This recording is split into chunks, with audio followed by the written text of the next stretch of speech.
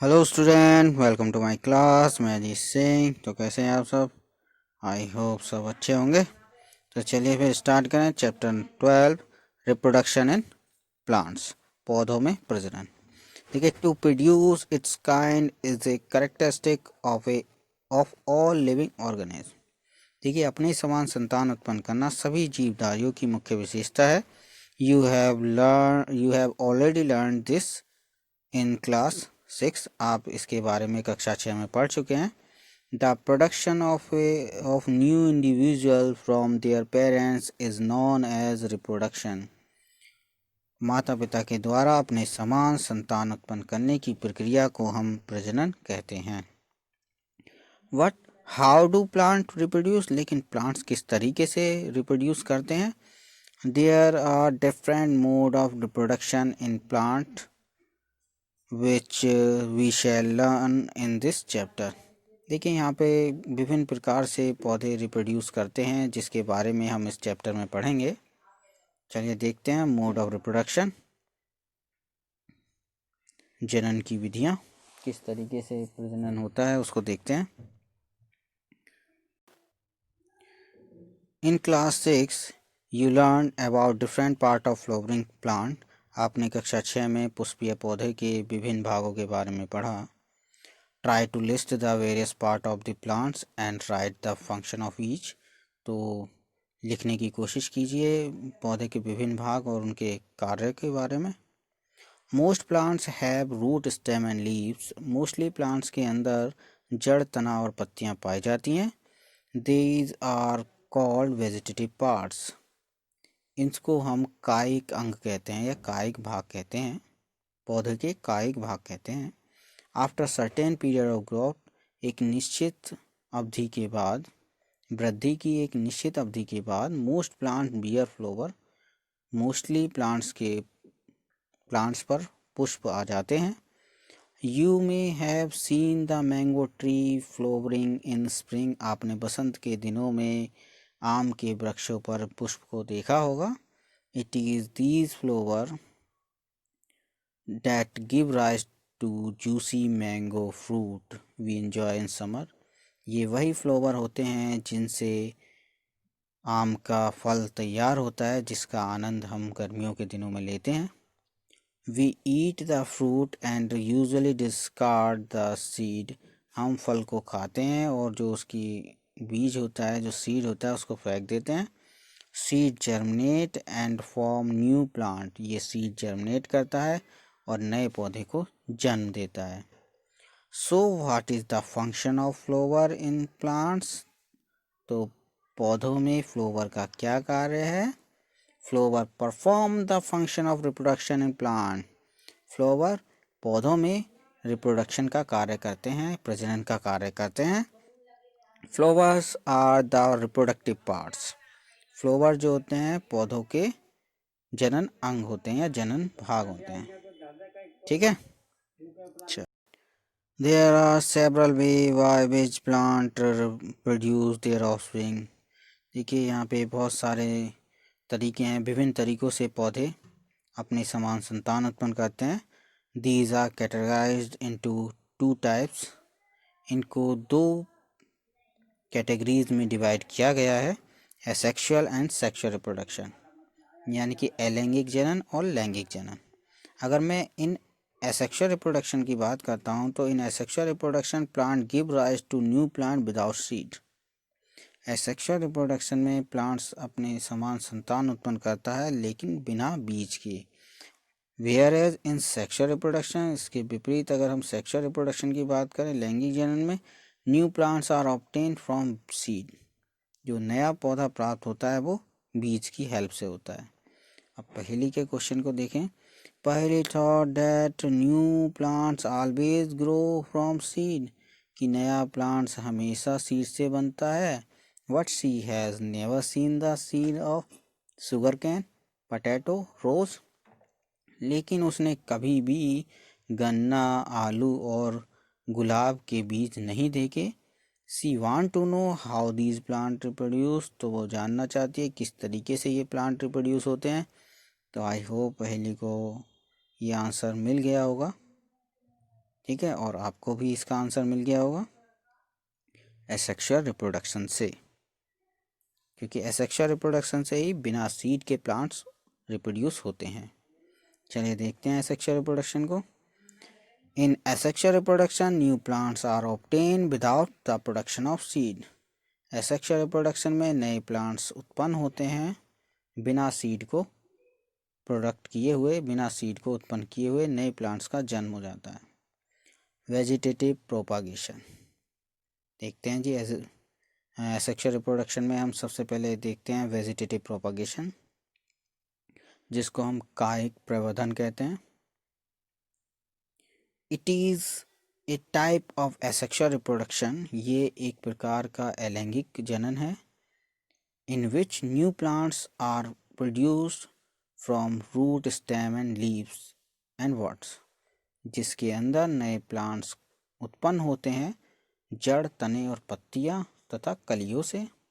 Since reproduction is through the vegetative part of the plant, इस तरीके से जो रिप्रोडक्शन होता है वो पौधे के कायिक भागों से होता है, इसलिए इसको कायिक प्रजनन या वेजिटेटिव प्रोपागेशन भी कहते हैं, कायिक प्रवर्धन। ठीक है, चलिए जी देखते हैं फिर पॉइंट 1 को परफॉर्म करते हैं। कट ए ब्रांच ऑफ रोज और चंपा विद इन नोड। आपको नोड, जहाँ पे नोड होता है ना, उस नोड पे से, जहाँ संधि होती है उस नोड पे से आपको रोज और चंपा के स्टेम को कट करना है। This piece of branch is termed है कटिंग। ये जो ब्रांच आपने जो पीस कट किया है ना, तना जो काटा है आपने, इसको हम कटिंग बोलते हैं। Worry the cutting in the soil. अब इस कटिंग को आपको मिट्टी में लगाना है। एक node is a part of the stem branch at which the leaves arise. ये जो नोड होता है ना, नोड वाले भाग को आपको ऊपर की तरफ रखना है, क्योंकि इससे ही लीव्स जो होंगी वो अराइज होंगी, निकलेंगी। Water the cutting every day and observe it's growth. रोजाना आपको पानी देना है और उसकी ग्रोथ को ऑब्जर्व करना है, उसकी वृद्धि को नोट करना है, और अपने ऑब्जर्वेशन को आपको रिकॉर्ड करना है कि कितने दिन में इससे रूट्स और पत्तियां निकलना स्टार्ट होती हैं। Try the same activity by growing money plant in the jar. यही एक्टिविटी आपको मनी प्लांट के साथ भी परफॉर्म करनी है, यानी कि एक जार में पानी भर के मनी प्लांट की टहनी को लगा देना है और उसमें नोट करना है आपको कि कितने समय बाद में उससे पत्ती और रूट्स निकलना स्टार्ट होती हैं। तो आप देखेंगे इस तरीके से, यहाँ पे जो नोड है ना, इसके नोड पर, तो इसकी नोड से आपको एक एक्सेल निकलती हुई नज़र आएगी, वर्ड निकलती हुई, इसकी एक्सेल से वर्ड निकलती हुई नज़र आएगी। You must have seen flower bud developing into flowers. आपने देखा होगा कई बार फ्लावर्स के ऊपर बर्ड को डेवलप होते हुए। Apart from flower bud there are bud in the axil. अगर फ्लावर बर्ड तो आपने देखा ही है, इसके अलावा भी एक्सियल पर भी बर्ड होती है। अब बात करेंगे आप एक्सिल। तो एक्सिल क्या होता है? Axil of point of attachment होता है जहाँ पे पत्तियाँ जुड़ी हुई होती हैं। ठीक है, जहाँ पे पत्तियाँ पत्तियाँ जहाँ पे जुड़ी हुई हैं, इसको हम एक्सिल बोलते हैं, पॉइंट ऑफ अटैचमेंट। ये एक्सिल है, ये एक्सिल है। तो यहाँ से आपको एक बर्ड निकलती हुई नजर आएगी, जिसको हम बर्ड एक्सिल भी कह देते हैं या एक्सिल बर्ड भी कह देते हैं। ठीक है, तो ये जो वेजिटेटिव बर्ड है, इस वेजिटेटिव बर्ड से भी नए प्लांट्स को जन्म दिया जाता है, ये भी नए प्लांट को जन्म दे देते हैं। चलिए फिर एक्टिविटी 12.2 को देखते हैं। Activity 12.2, take a fresh potato. आपको एक ताज़ा आलू लेना है। Observe the scars on it with the help of magnifying glass. देखिए, मैग्नीफाइंग ग्लास की हेल्प से इस पे जो स्केयर्स हैं उसको आपको देखना है, ऑब्जर्व करना है। ठीक है, these scars also called eye. ये जो स्केयर्स होते हैं इनको हम आई भी कहते हैं। देखिए यहाँ पे जब आप देखेंगे आलू, एक फ्रेश आलू, और ये स्केयर्स हैं, ये जो स्केयर्स हैं आपको इन्हें ऑब्जर्व करना है, इनको हम आई भी बोलते हैं। Cut the potato into small portion each with an eye and bury them in the soil. आपको आलू को कट करना है इस आई के साथ में और मिट्टी के अंदर इसको दबा देना है. Water the piece regularly for a few days, कुछ दिनों तक आपको लगातार पानी देना है. एंड ऑब्जर्व देयर प्रोग्रेस, और उसकी प्रोग्रेस को नोट करना है. व्हाट डू यू फाइंड, तो आप क्या पाते हैं. Likewise you can also grow ginger और टर्मरिक, इसी तरीके से आप जिंजर और टर्मरिक यानी कि अदरक और हल्दी को भी उगा सकते हैं. ब्रायोफिल्लम, ब्रायोफिल्लम जिसको हम कहते हैं spout leaf has birds in the margin of leaves. देखिए ब्रायोफिल्लम जो जिसको हम पतरचिटा के नाम से भी जानते हैं, ये लोकल नेम है, लेकिन वैसे से ब्रायोफिल्लम ही कहते हैं या स्पॉट लीफ कहते हैं. तो यहाँ पर भी आप देखेंगे बर्ड के बीच में इस तरीके से यहाँ पे दिया हुआ होगा. देखिए यहाँ पे जो ये जो आप देखेंगे प्लांट्स, इस प्लांट्स की जो लीव्स है ना, इस लीव्स में इस तरीके से ये जो जहाँ से नोब सी निकली हुई होती है, यहाँ से न्यू प्लांट्स अराइज होता है. ठीक है. Soil each bud and can give rise to a new plant. Root of some plants can also give rise new plants, कुछ प्लांट्स की जो जड़ें होती हैं उससे भी नए प्लांट्स उगाते हैं, जैसे sweet potato and dahlia. Sweet potato है और डहलिया, इनकी जड़ों से नया प्लांट जन्म ले सकता है. Plants such as cacti produce new plant when their part detach. और कुछ प्लांट्स हैं जिसमें कैक्टी है यानी कैक्टस. अगर कैक्टस के प्लांट्स है ना, तो कैक्टस का कोई भी भाग अगर उससे अलग हो जाता है तो वो नए पार्ट को जन्म दे देता है. From the main plant of the body each detach part can grow into A new plant. प्रत्येक अलग हुआ भाग एक नए प्लांट को जन्म दे देता है. Boojho want to know if there is any advantage of vegetative propagation.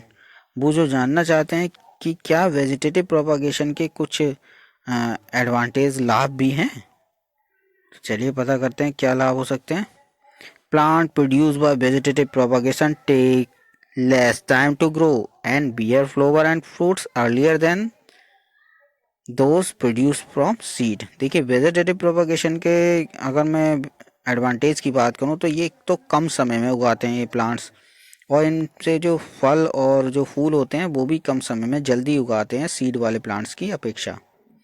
The new plant are exact copy of parents. और वेजिटेटिव प्रोपगेशन से बनने वाला जो प्लांट होगा वो बिल्कुल अपने पेरेंट्स की कॉपी होगा, कहीं तो एक तरीके से क्लोन होगा, बिल्कुल सेम टू सेम अपने पेरेंट्स से मिलता जुलता होगा.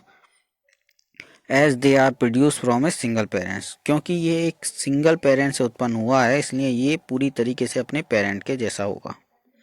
Later in this chapter, you will learn that plant produced by sexual reproduction have characters of both the parents. अब जैसे जैसे हम चैप्टर में आगे की तरफ बढ़ेंगे तो आप देखेंगे कि प्लांट जो प्रोड्यूस होते हैं सेक्सुअल रिप्रोडक्शन में, उनमें जो होते हैं डिफरेंट कैरेक्टर्स दिखाए जाते हैं, क्योंकि वो दोनों पेरेंट्स से बनते हैं. उसमें दो पेरेंट्स अलग अलग होते हैं तो वहाँ पे आपको कैरेक्टर्स दिखाई देंगे कुछ अलग. Plant produce seed as a result of sexual reproduction. Plants seed को प्रोड्यूस करते हैं जो कि एक परिणाम होता है सेक्सुअल रिप्रोडक्शन का. ठीक है. आई होप आज का लेक्चर आपके समझ में आया होगा. यदि आपका कोई डाउट रह जाता है तो प्लीज़ कमेंट जरूर कीजिएगा. फिर मिलते हैं नेक्स्ट वीडियो में. तब तक के लिए tata bye bye. Take care. Keep watching the video. Thank you so much.